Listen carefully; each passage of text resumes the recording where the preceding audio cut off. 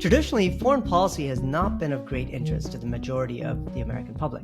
But with the war in Ukraine, this has really changed. And now foreign policy is not just some elitist pursuit, but something that very much affects all of us in this interconnected world that we live in. One of the best people who can decipher American foreign policy and really American politics in general is our guest today, Tom Nichols. Tom is a recently retired professor at the U.S. Naval War College, where he specializes in issues concerning Russia, nuclear weapons, and national security affairs. He's also a prolific writer, most recently writing for The Atlantic and with op-eds in dozens of publications from The Washington Post to The Federalist. He tweets at Radio Free Tom, and I must say his tweets are outstanding. They're witty, insightful, sarcastic, and just plain fun. Incidentally, if you were a Jeopardy fan back in the 90s, you might remember Tom. He was a 5-time champion in 1994, and for a while, the game's all-time top player. So Dan and I are excited and a tad intimidated to have Tom on the show today. We've been preparing with several games of Trivial Pursuit just in case. So welcome, Tom. Thank you. I have to correct you, though. I was not the game's all-time. I was just one of the top 100. I see. When we went into the big tournament of the top 100 champions, I got dusted immediately. So I'm guessing my rank was probably 100. So still very impressive. I want to start off the first. I actually have. I'm going to ask two questions. The first question is, how did it feel to start your retirement as an expert in Russia and then have a war break out in Ukraine almost immediately after? Actually, I'm going to say this. It was kind of liberating because I did 25 years of teaching. I was working at the Defense Department, and this way I felt completely comfortable being able to talk about the things I wanted to talk about without being constrained by, what am I going to have to say in the classroom with my officers, who have to deal with this problem. I mean, I think in some ways I feel bad that I'm not in the classroom with American officers talking about this. But on the other hand, I felt like, this is something that's very personal to me after a lifetime studying Russia. So I taught at the Naval War College, but it's not like I was getting super cool, CIA briefings or anything like that. So in a way, it just kind of allowed me to go focus on this war rather than have to teach the whole curriculum of, the kind of government mandated curriculum, while I would rather have been kind of glued to the set watching what's going on in Ukraine. Yeah. And do you think the war could have been avoided? I think this war could have been avoided. If this war could have been avoided, it had to have been averted 10 or 15 years ago. I think, a series of fumbles, bipartisan fumbles, I will say, even though I think, there was no better time for Vladimir Putin than the 4 years under Donald Trump. But I think the response to the Georgia War, the response to the Crimean War, the pullout from the Middle East, the pullout from Afghanistan, I think a lot of things together convinced at least Putin and some Russians that he could probably get away with this. But there was one contingent event that no American administration, no European government or NATO could have forestalled or foreseen, and that's COVID. And my colleague at The Atlantic, Ann Applebaum, has suggested that, this could, just kind of as speculation, that the war in Ukraine could have been one of the weirdest outcomes of COVID, because Putin was in such isolation. He's such a germaphobe. He was so worried about this that, left alone for a year and a half, kind of in his dungeon with his own thoughts. And with a very small group of people around him, he really kind of got this into his head that he could finally pull this off. But he's been thinking this way for at least a decade, and if not more. I mean, he told George Bush back in 2007, George, Ukraine's not really a country.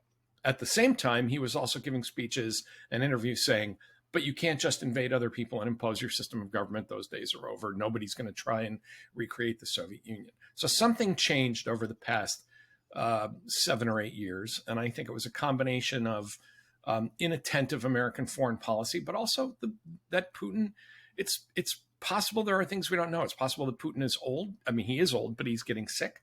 He may have thought this is his Hail Mary pass for greatness.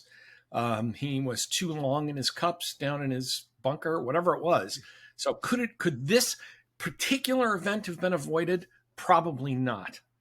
And I think I give a lot of credit to the Biden administration for doing things that I think were remarkably daring in a way with intelligence, constantly trying to head him off by kind of letting out what we knew, which the intelligence community really doesn't like to do. We think he's going to go in the next 2 days, and that kind of rattled the Russians. But could it have been stopped ultimately? I just don't know. I don't think so, unless you started a decade ago. So, Tom, that's a very interesting response. And nowhere in that was anything about what Putin said was one of the instigators, which is NATO's eastward expansion. And so I'm curious what you think about that. Is that just a red herring that he's using to justify it?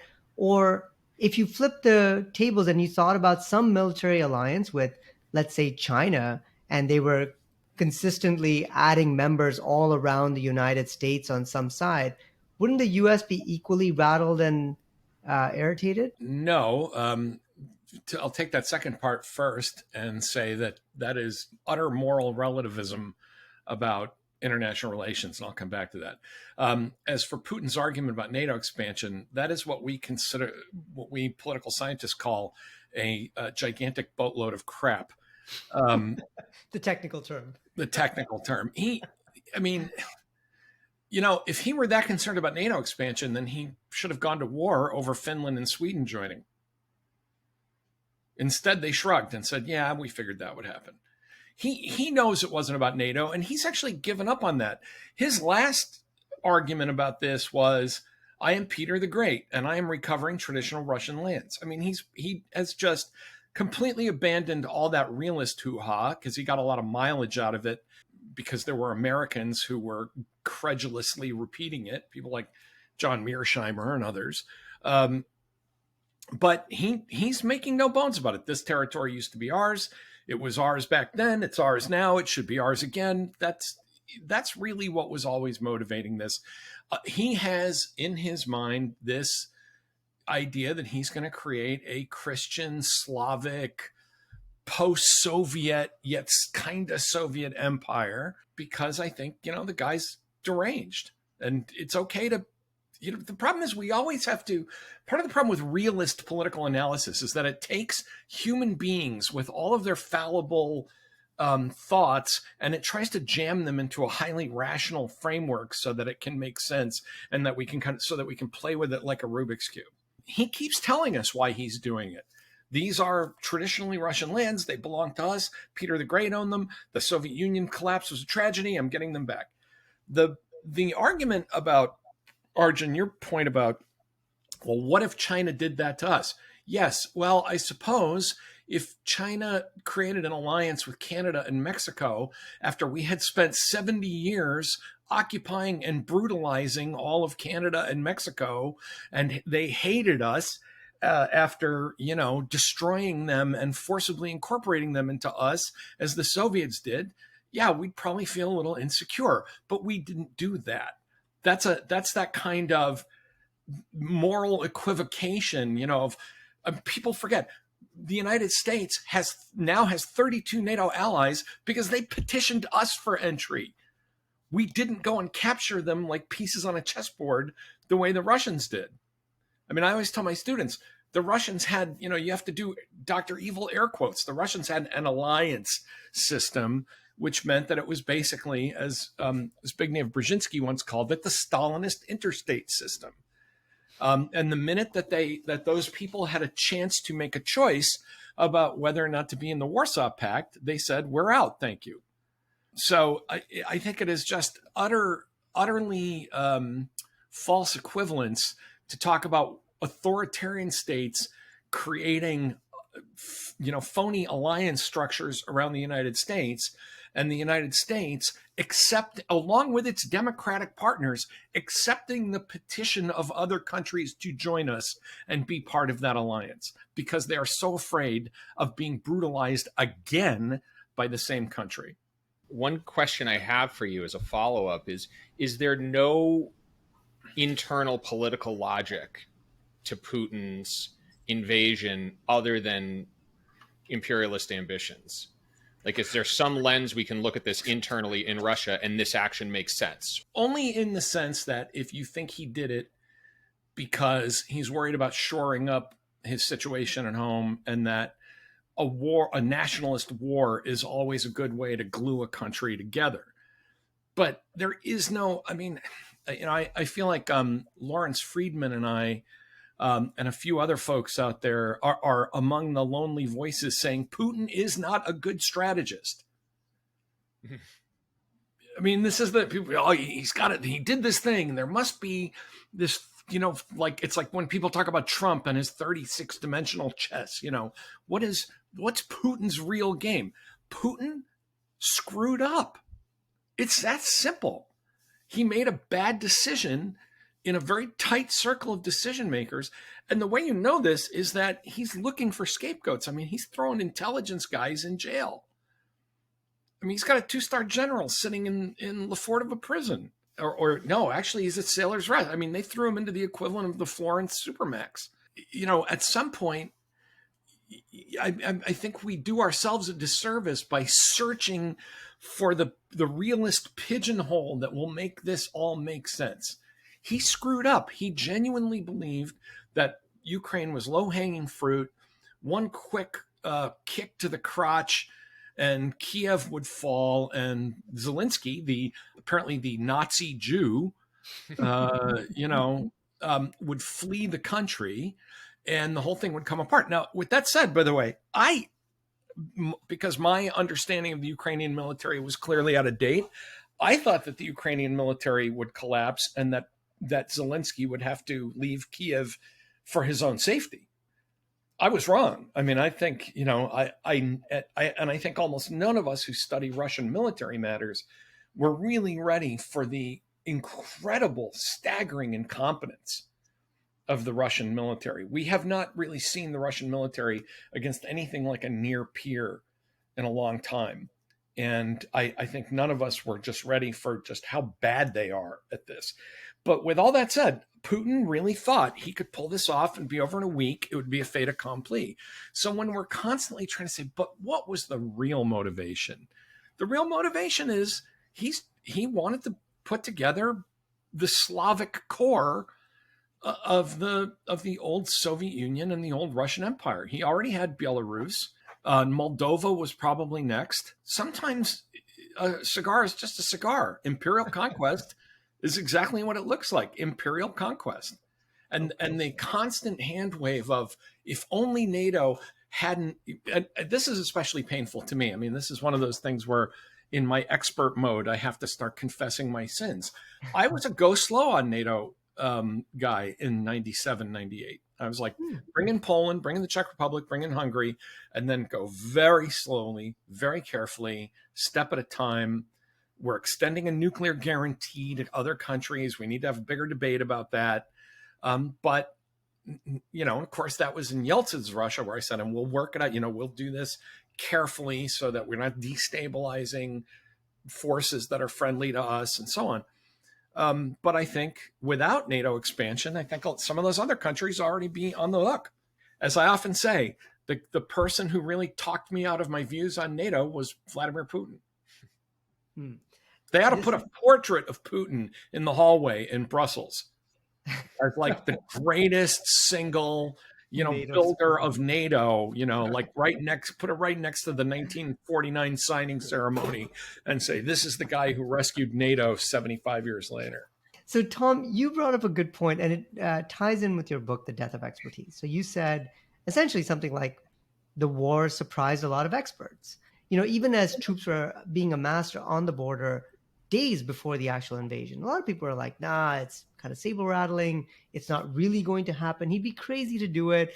And like you said, maybe a lot of people didn't even know the Russian military's capabilities and then assumed that if it were to happen, Ukraine would collapse really quickly. And we got a lot of these things wrong. The Death of Expertise talks about the public's lack of trust in so-called experts. What do you think about that statement in light of getting things wrong? I mean, look, expertise does not mean that you have a crystal ball and that you are infallible. And the most important thing is to not only know why you were wrong, but to be able to draw policy implications out of being both wrong and right. As I tried to say in the book, the public likes to play a prediction game. Will Syria use chemical weapons this year? Mm-hmm. Well, that's a coin toss. That's a 50-50, because if you go on a betting market, the answer is either yes or no. That's not how policymakers work the problem.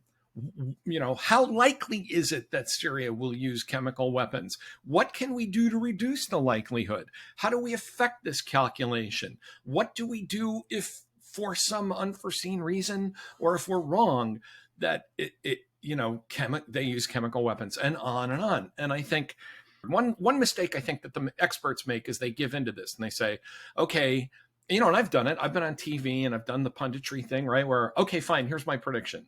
But the other problem is that the public kind of then plays gotcha, the same way they do with weathermen, right? You said it wasn't going to rain. No, I said it was highly unlikely that it would rain. I always feel bad for Nate Silver, right? Yeah. Donald Trump has a 1 in 3 chance of winning. But how did Donald Trump win? Because every third time he wins. That's the way this model works, It doesn't mean he can't win. It means that 2 out of 3 times under these conditions, he will lose. But 1 out of 3, and I think the other problem too is the problem of contingent, that experts cannot explain everything at each moment. Could it have been at the last minute that, especially we're in a system where power is so personalized, like in Russia, could it have been at the last minute that Putin said, oh, maybe I won't go, maybe I will go, maybe I won't. And then as the patriarch walked by and said, Jesus will love you for who knows? I always tell my students when we study the Gulf War, the second Gulf War, we have all these really complicated models of decision making, and yet there's a really telling moment where George Bush walks by Condi Rice's office, and he pokes his head in her door, and they've been debating this and what do we do and WMD and so on, and he pokes his head and he says, "Fuck Saddam, we're taking him out."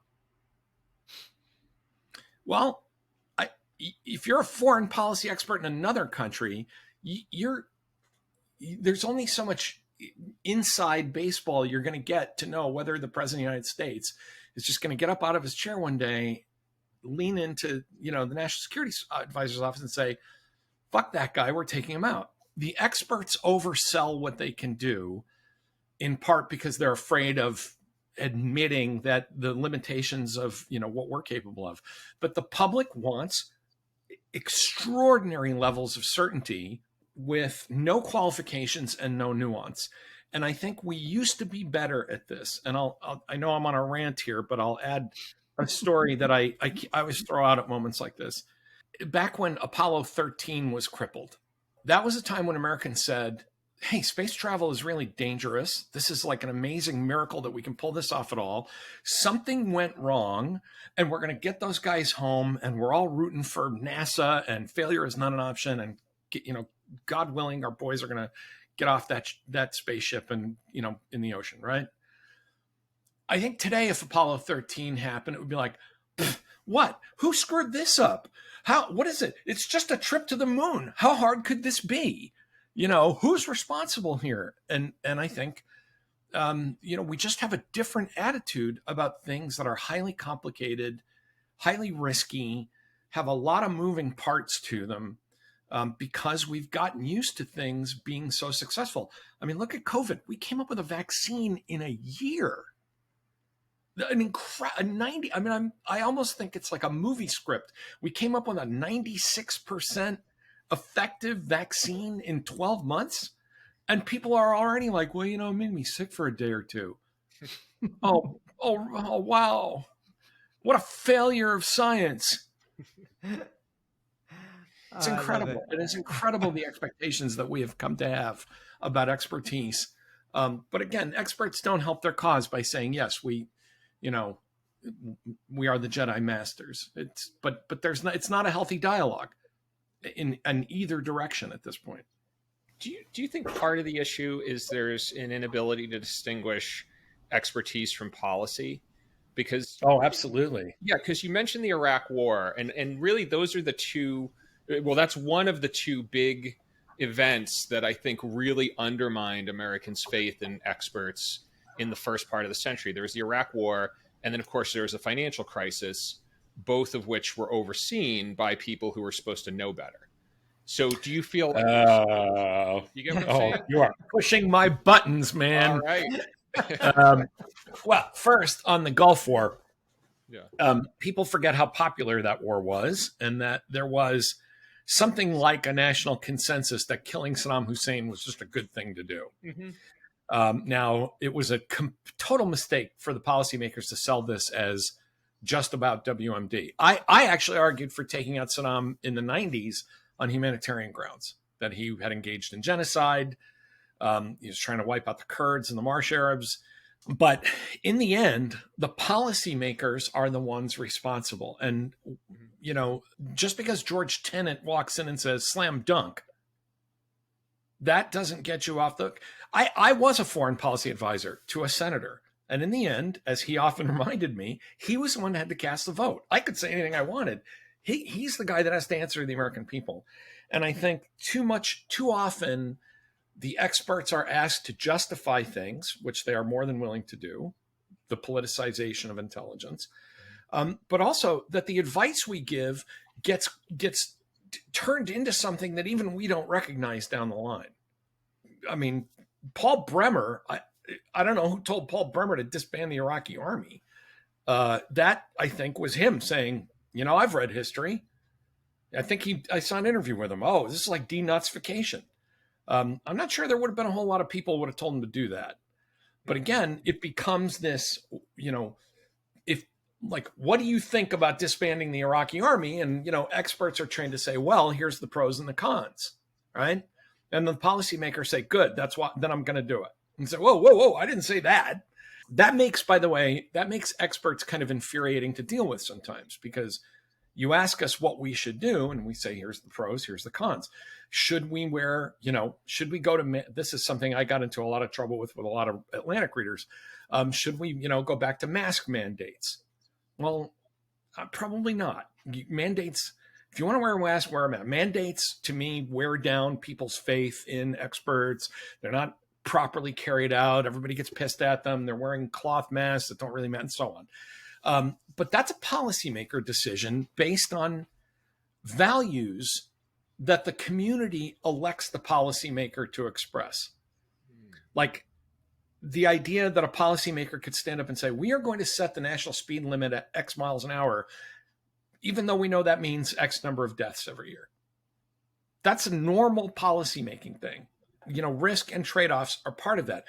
I think we have become a society that says we must be safe at all costs. I mean, it's safetyism. Now, with the first Gulf War, I think the cynical part of it was, the most cynical part was to say, for people inside the Bush administration, say, we will never have a better chance to knock off Saddam Hussein than in this year after 9/11. So let's just do it. I thought it was a good idea to take out Saddam Hussein on principle. I didn't think it was a good idea to do it and then screw everything up for the next 10 years. I think it was Ambassador Barbara Bodine who said in an interview something like, there were 4 or 5 ways to do it right. There were 500 ways to do it wrong. And I didn't count on us trying all 500 ways first. So, again, experts and policymakers sharing the blame, but they are not the same people. The housing thing on this, I have been, I wrote about it in Death of Expertise. I wrote about it in Our Own Worst Enemy. I'm sorry, but the idea that people should have been supervised by people who know better. Americans are the kind of people who say, be the daddy who tells me I can't buy the house, and also don't you dare interfere with my freedoms and my choices. You are, I have had many people, particularly on the left, tell me, well, it's the bank's job to tell you can't afford that house. To which my answer is, no, it isn't. No, it is not the bank's job to tell you that. The bank's job is to say, if you live responsibly and don't blow your money, can you actually meet this house payment with the money you make? Then, that's on them to determine whether they're going to lend you that. But I mean, when it came to the housing crash, we started to engage in this childlike demand for paternalism that I still don't understand. That's like walking into a Lexus dealership and saying, now, I'm not the most responsible person in the world, so I don't know if you ought to sell me this car. And the Lexus dealer saying, you really ought to go down to the Dodge dealership and just get yourself something for the family. Don't come here. I can't sell you this Lexus. That would be wrong. That's ridiculous. And I think, now with all that said, there were people who engaged in wrongdoing, people, saying that properties were worth more than they were worth. But in the end, having bought a house and refinanced and, done all that stuff, in the end, they hand you a pen and they point you at the line that is dotted and says, this is the number you have to meet. Can you do that? And that to me is a matter of individual responsibility. So I really push back hard on the housing crisis being the housing market failure, being an expert failure. Bankers are not experts. Bankers are selling things. And the policy failure was a bipartisan decision to say everyone should own a home regardless of their creditworthiness. That is where all this started. And it was easier to just talk about Wall Street and the bank. And by the way, I have no connection to Wall Street or bankers. I'm not, I hate that I'm kind of defending guys that were doing credit default swaps, in the giant casino. But in the end, the original sin here was to say everybody should be able to buy a house when everybody can't buy a house. That's just the way that is. Some people are less creditworthy than others. And so having just finished your book. Oh, sorry. Go ahead, Tom. I'm sorry. Have I ranted about this enough? Have I been mad about this enough? No, it's great. I have one more story to tell about the housing collapse, and then I will get off this. Yeah, go for it. I was shopping for a house around 1999, 2000, right? I'm living here in Rhode Island. We're still not in a housing boom here, but houses are a little expensive. We're near water. And we're driving past all these McMansions that have just been put up 20, 25 years ago. And it's all 4x4s and kid toys. And I'm like, are these young families with $40,000 trucks and, new construction McMansions? And the real estate agent said, I said, how can anyone I said, I'm 40. I'm almost 40 years old and I make a 6-figure salary. I can't do that. And she said they cash out the equity in their parents' homes. Oh, yeah. And put down big down payments. And I said, that is a house of cards, because when they can't make it, the parents are going to go down. Yeah. And this real estate agent, we were driving through this development, and there was this long silence. And she nodded, and finally she said, you understand it's not my job to tell people not to buy houses, right? Oof. And I said, I understand. And that was 8 years before the housing collapse. I remember going home and saying to my wife, well, I don't know if we can find it. We turned out we bought the house we were renting, and then we kind of worked on it and painted it and remodeled it and did all the stuff we were doing. But I said, those nice houses, I said, those are all going to be up for sale pretty soon, like in 5 or 10 years. And of course, when the housing market collapsed, it took everybody down with it. But that was how it was done. And I said, okay, when the housing market melted down, I think I was one of the few people sitting around going, well, amazed that it took this long. Mm-hmm. Yeah.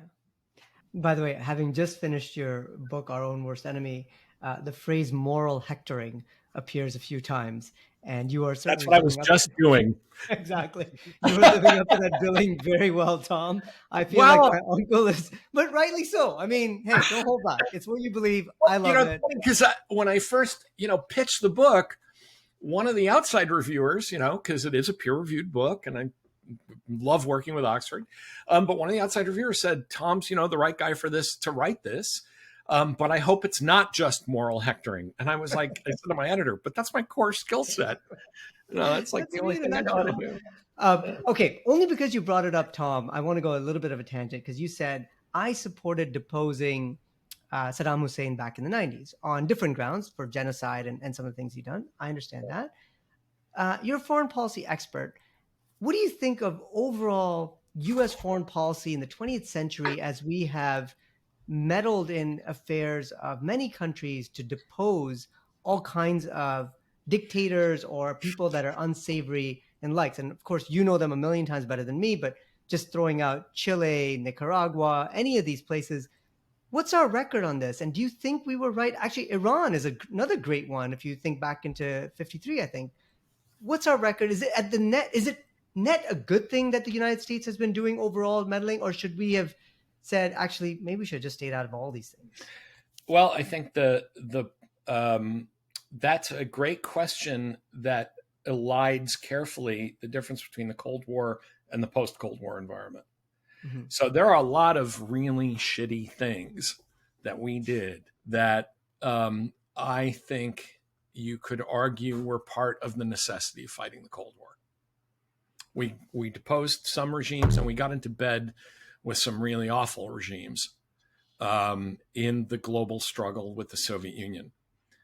I, being the kind of, I don't know, what did they call us? Enlightened Wilsonians, Reaganites. I always believed that winning the Cold War without completely losing our souls was the most important task of American foreign policy. That didn't mean that we weren't going to have blood on our hands, and we did. Some of that blood was avoidable. Some of it was the result of paranoia and overreaction, but some of it was just the brutal reality of fighting a brutal enemy. I think after the Cold War, we had a positive responsibility to engage in meaningful and humanitarian interventions for the sake of doing good things. I mean, I'm an R2P guy. I mean, I think there is a responsibility to protect. I think that, I think that we should have adopted the Spider-Man policy of with great power comes great responsibility. I think we should not have averted our eyes from Rwanda and let 1 million people die in 90 days.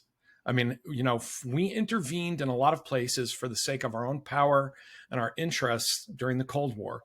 And some of those I disagree with, and some of those I think were necessary. And we can have long arguments about which interventions during the Cold War we should or shouldn't have done. But after the Cold War, I think it was incumbent on us and the other developed democratic nations of the world to use that same power for good. Now, I guess that makes me, in the old verbiage, a neocon, right? Using American power for good. I hate that term because I think it just means, it has come to mean anybody whose foreign policy I don't like. But I would have been happy with a foreign policy in the early 20th century after the Cold War that said two firm rules of American foreign policy: no new nuclear powers, no genocides, and the rest we can work out. I don't believe we should have been democracy crusaders and going around and kind of picking at will, saying you are not democratic enough, we will therefore, that's different. I think that's where you use diplomacy and economic aid and cultural, power and all those other things. But I think it would have been a simple enough matter to say, here's a good, solid, bipartisan foreign policy. No more nuclear weapons, no new nuclear weapons, because that is the ultimate threat to humanity. Reduce the ones we have, and no more genocides. That doesn't mean no more wars. That doesn't mean no more violence. Doesn't mean no more bad stuff. But ethnic cleansing and genocide, we didn't survive World War II and the Cold War to make the world safe for genocidal lunatics. And I think we could have done that. And instead, I think 9/11 in that sense, bin Laden's last laugh was to distract us to the point where we went off on a lot of these goose chases around the world, and we elevated counterterrorism to a religion in our foreign policy. Do you think that now, after 4 years of bashing international institutions and bashing our own allies during the Trump years, do you think that now with the war in Ukraine and a lot of the coalition building that's gone on, is this a chance to reset that mission? I think Biden's doing that. And again, I think our greatest ally in resetting that has been Vladimir Putin. I think that when Trump left office, the Europeans, the damage that can't be undone that Trump did is that the Europeans and others around the world now have concrete evidence that the Americans are actually capable of losing their minds in a way that that had always been notional, but that we had never done. Like, we had always been able to say, look, responsible adults are in charge of our foreign policy. We understand, we get a little crazy. Americans have some nutty things going on at home. Sometimes we're not the most serious people in the world, but serious adults are in charge of our foreign policy. I think this was the first time where the Europeans could say, yeah, no, I mean, Mike Pompeo was in charge of your foreign policy. You've got a bunch of weirdos loose in your White House. Mike Flynn is sitting in the Oval Office with your president. But I think what Putin proved in one fell swoop, the pandemic and Putin together, the pandemic proved that globalization was not a problem, but a solution. There were a lot of hot takes right at the beginning of COVID about, oh, this is the end of globalization, national borders, and, protecting your own. When in fact, the globalized system is what enabled us to avoid a financial meltdown, keep international trade moving, exchange the kinds of information we needed to create vaccines and move them, around. Globalization, we weathered this storm because of globalization. And I think it's just funny how, I was kind of collecting those articles in the first 6 months of the pandemic about this is the end of globalization, and it's all gotten very, quiet and crickets on that end of the political spectrum now. But then Putin, on top of that, proved that international institutions really matter, and that alliances really matter, and that what happens in one part of the world is important to people in other parts of the world. I mean, the idea, it's so strange, the argument that as Trump came into office, that this is the end of alliances and international institutions and, the globalized elites and all of that stuff. If you'd have said that 5 or 6 years later, NATO would be 32 countries, including Finland and Sweden, that the European Union would actually be acting like a transnational organization capable of, at least trying to do stuff, that, the Brits would have booted out Boris Johnson, and that there's clearly, even though they can't say it too loudly, that there's a whole lot of buyer's remorse about Brexit loose in Britain, as some of us experts might have predicted. I think really that, that there were people who wouldn't have foreseen that in 2017. But these institutions, by the nature of an institution, they are durable. And it takes more than just, one weirdo crackpot president to undo it. But he made a good run at it. Now, if things go south in the 2022 and 2024 elections, we may be revisiting this, because then I think democracy in America is on the way out. And when we fall, a lot of dominoes will come with us. So let's go to that. That's effectively the subject of your book, Our Own Worst Enemy. And I just finished reading it. It's a very interesting read.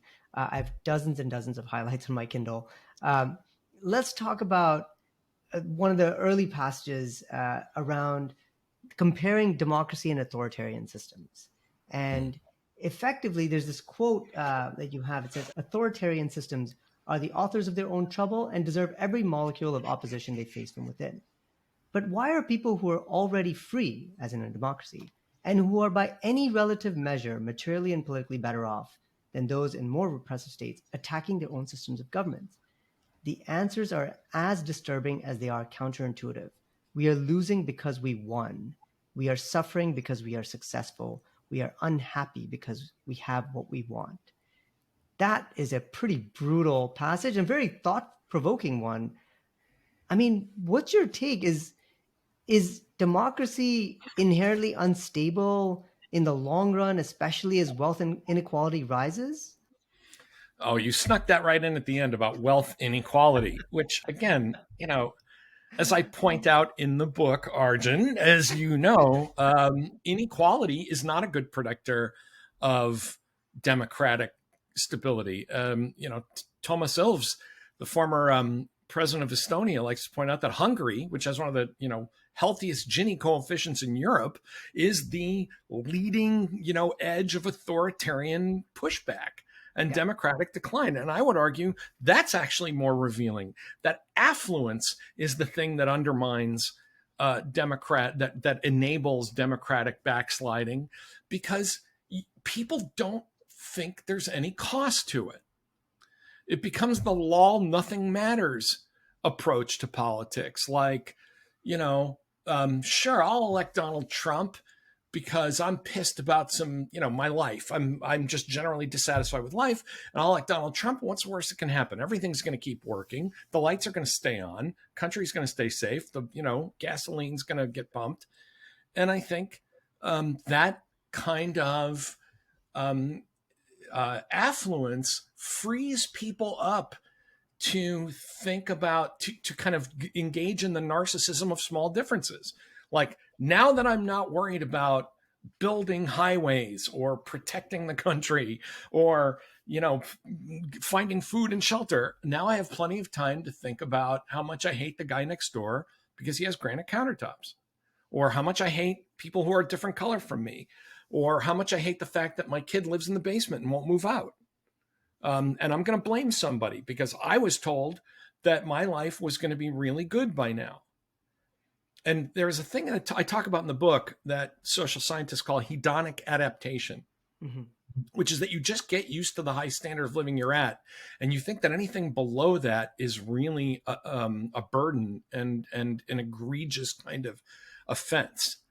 And you really see it in every corner of American life. Like, oh, we can't afford houses anymore. No, you can't afford American houses in the 21st century anymore. Your parents lived in a 3-bedroom, 1-bath, which you would not even look at on the market. And your parents lived like I lived in a 3-bedroom, 1-bath, 100-year-old dump that my father bought for a song because it was basically a junkyard, and in a town 90 miles out near the Connecticut River, away from Boston. Now, when people say I can't afford a house, they mean I can't afford the kind of house I want in the kind of place I want to live. And therefore, and why is that? Because somebody's screwing me over. And the government is supposed to enable me not being screwed over and to have what I want. Therefore, democracy sucks. And I think we have just made that series of intuitive leaps to why democracy always sucks, because 9 times now, and look, I'm not being Pollyanna-ish here. I mean, there are plenty of problems. Inequality is a real thing and it's a real problem. But in that it depresses economic activity, it sucks a lot of capital out of markets where it should be, and so on. The average person, however, could not begin to tell you how income inequality really matters to them, other than that knowing about it just pisses them off. And interestingly enough, as I point out in the book, people direct their anger about inequality to the people who are closest to them in income, not to the people who are fantastically wealthy. I mean, the whole problem with the economically motivated theory of democratic decline, it's a great theory, except none of the data supports any of it, which one might say makes it a weak theory. I mean, think about it though. Why is it that most of the real, why is it that the most dedicated anti-democratic activity in the United States, in Great Britain, in Italy, in Poland, in Turkey, is from the middle class? By that reasoning, by that economic reasoning, the most dedicated enemy of democracy should be, poor black and brown people rioting in the streets and burning the Capitol, when in fact they are not. That the people who attack the Capitol are, real estate agents and orthodontists and chiropractors and accountants. Mm-hmm. And until somebody can come up, I think I've come up with a pretty good theory about why that happens. And it's not necessarily that original a theory either. I mean, it's drawn from Eric Hoffman, Hofstadter, and others. Until somebody comes up with a theory better than that, I think that the data takes a lot more explanation than, well, it's because of climate change and inequality and, racial injustice and social problems and so on. It's boredom and affluence literally poisoning us to the point where we will do anything rather than live the ordinary lives that human beings live every day. Do you know? How about them apples? I love it. Yeah, I was thinking about this ahead of our conversation too, because in a lot of ways, even if you look at Trump's campaign in 2016, it really kind of harkened back to this, Leave It to Beaver era in the 1950s, which was a time when, in my estimation, America sort of won the lottery. We had a young population. We had a thriving economy. We owned 2/3 of the world's gold. The industrial capacity of the rest of the world was rubble, right? We had nothing but tailwinds. And it almost seems as if, like lottery winners, we're now 70 years later, bought a bunch of expensive stuff and wondering where our money went. And we've just expected this certain lifestyle that was really more of an anomaly than it was reflective of like baseline reality. What are your thoughts on that? It's funny that you bring up lottery winners, because one thing we know about people who win big in lotteries is that it almost invariably ruins their lives. I mean, this is like a ongoing. I mean, it used to be just a kind of a meme or a kind of a lifestyle piece in the newspaper, but we now know with enough years of lotteries that winning big in a lottery literally does wreck your life. And I think, in a passage I quoted in my book, Andy Basovich, with whom I disagree about everything, nonetheless got off a great line where he said the end of the Cold War was in effect winning the lottery. And suddenly we said, where's my car? Where's my condo? Where's my vacation? And I think, the part of the reason I'm such a grouchy old man about this is that I lived through the 70s. And recently I just did a piece in the Atlantic a few weeks ago where I said, this is not I know you think it's 1979, right? The Russians are on the march and there's high inflation and the president's unpopular. But if you didn't live through the 70s, it's hard to explain how different it was, where the Soviet Union was literally putting out, articles that people around the world kind of agreed with that said, America's on the way out and we're on the way in. And people went, like, you had the Prime Minister of Great Britain before Thatcher basically saying, my job is to help manage the decline of NATO and Britain's decline in Europe. We just took it for granted that factories were closed and not coming back, that we were going to wait in line for inflation. Inflation by 1979 had already been around for like 7 years. We've had 1 year of it finally hitting 9% in the last few months. And people are like freaked when that was just the normal inflationary problem that began under Nixon. For older folks that are listening to this, I will remind them that, I'm old enough to remember whip inflation now buttons. Like the Ford administration put out win buttons, whip inflation now, as if somehow I as a citizen, by wearing a button, I could do anything about inflation, right? So I think, there is part of this problem of the hedonic adaptation about this, that we just don't understand how bad things were and how bad they can get. I know that all seems like grumpy old man stuff. You kids don't understand that in the 70s, we had to, listen to 8-track tapes and blah, blah, blah. But there is a problem here that I think we have had such a long, unbroken streak of prosperity that we don't really know what to do with where we are right now, especially after 2 years of a pandemic. I'm sorry, Dan. I feel like that kind of dodged your question there. No, it was actually, it helps a lot, because I think, if you look at, again, going back to the beginning of the Cold War, there were kind of almost two maybe tracks America was on. And one was this sort of being the democratic stalwart against the Soviet Union. But a lot of that was represented in terms of consumerism in a way.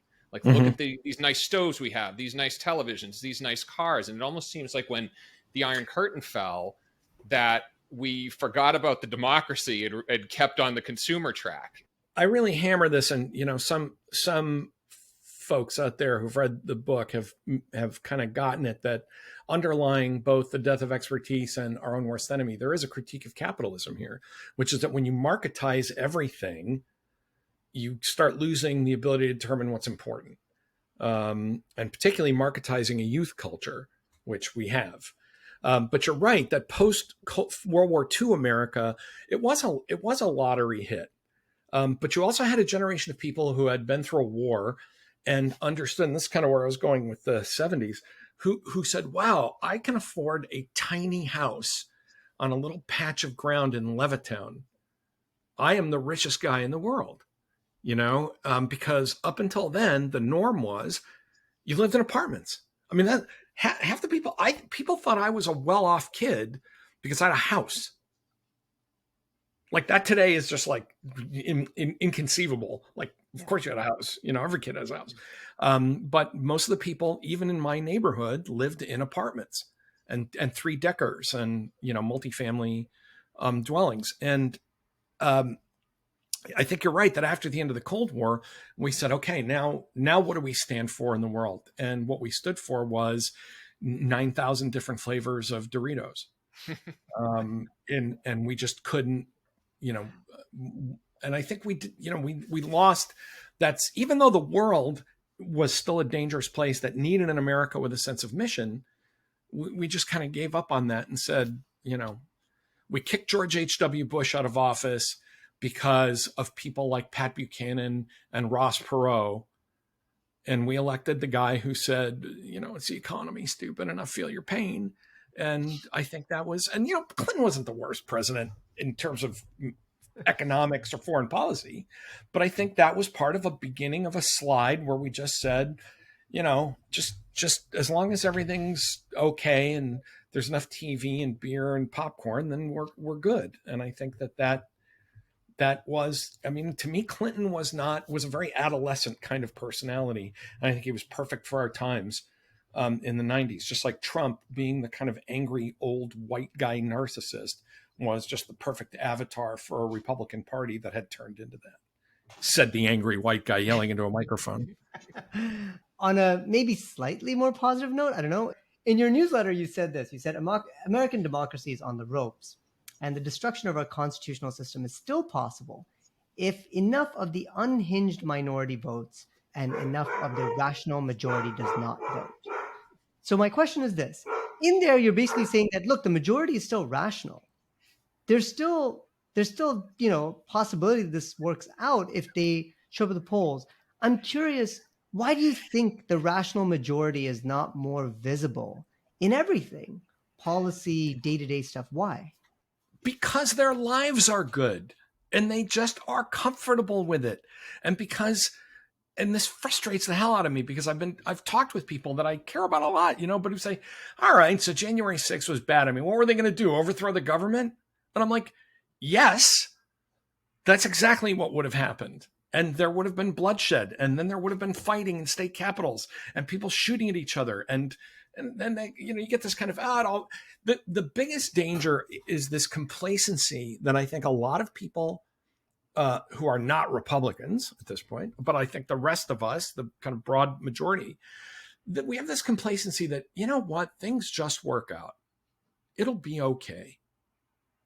And it's not going to be okay. This is now a time in history. When I was younger, just writing, when I joined you guys, I was working on a piece that I'm going to do this week for the same newsletter, where I said, look, I threw hard partisan elbows when I was a younger guy. I was a young Reaganite, I grew up in very liberal Massachusetts in the 70s. And so it was really fun to be, part of this kind of morning in America, young Reaganism when I was in my 20s.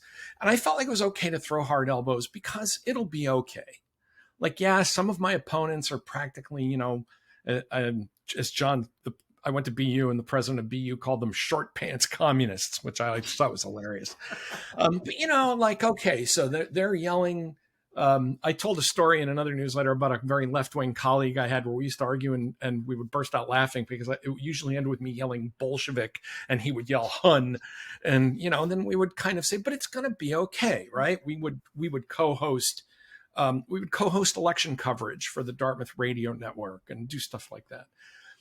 So sometimes I threw harder punches than I might have even believed in this kind of partisan sandbox, because I too thought, it'll just be okay. And, they think I'm a commie. I think they're commies and they think I'm a, Hun, but we don't really think that. And at the end of all this, the end of the day, as the old saying goes, we're going to join arms and respect the borders of the Constitution. The constitutions are the toddler bumpers on all this sharp furniture that prevents us from hurting ourselves or hurting each other. I don't think those are there anymore.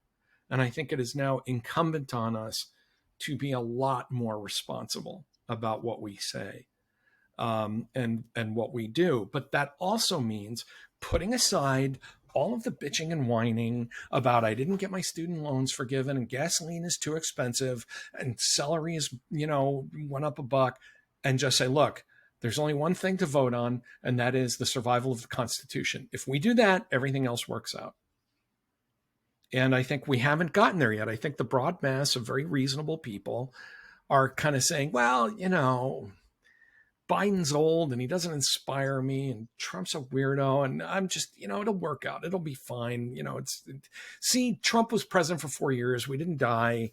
And I think it's one reason I'm really glad that the January 6th committee is doing what it's doing, because anyone who's watching those hearings should know we had a near-death experience on January 6th. I mean, if Mike Pence had gotten in that car, if those rioters had gotten inside the building or gotten to the chamber, and I think people need to understand that for that not to happen again, this is a country where we congratulate ourselves for the youth vote getting to about 50% in 2020. That's inexcusable. We think it's a big deal that we got to 65% turnout in a fight against an authoritarian sociopath. So I think we can survive this. I think we can build a better country, but people have to get off their asses and they have to just show up and stop complaining about, well, but it's gerrymandered, or it doesn't matter, and I live in a blue or a red district. Just vote on everything. Part of the reason that we're having this problem with things like gerrymandering, and I say this as a guy who worked in state politics, when people don't show up for local and state elections, you are setting yourself up to lose congressional elections because of who gets to draw the maps and who's in charge of the rules and who's running the state legislature. Abortion rights activists who thought as long as we keep electing presidents who appoint Supreme Court justices, we'll be okay. Well, that fight has shifted to state legislatures. That was clear for years. Should have said, fine, if Roe v. Wade is ever overturned, which I never thought it would be, but it has been, then to say we have a durable majority in these state legislatures that are going to protect abortion rights. But they didn't. Because we elected Obama. We had 2 terms that we elected Bill Clinton. It'll be okay. It'll work. No, this time things will not work out. This time you have to show up. And not show up with signs and cosplaying and funky chants and megaphones. Show up and with voter registration forms and get people to the polls. Hallelujah, Tom Nichols. I think tapping into our collective conservatism here, I think one of the things the right has done much better than the left is the right just has a way better local game, just a way better local game. And I don't think I think especially with the left, not to bash my friends on the left, but it's always about the midterms. It's always about the presidential election. It is never about the most local elections where, to your point, you can have the greatest impact. And I do think, especially with some of these Supreme Court decisions, hopefully there are some people at the state level who are willing to do that work, because I do think ultimately, that could potentially reverse the tide. And to your point, to everybody listening, show up at the state level, and the federal kind of takes care of itself. And also the primaries. I'm sorry, but if you really believe that we are in a fight for democracy, and you're still in a place like Seattle or New York City, where primary turnout is 12, 13, 15%, shame on you. Primaries are where you can help your friends, for example, learn how to vote.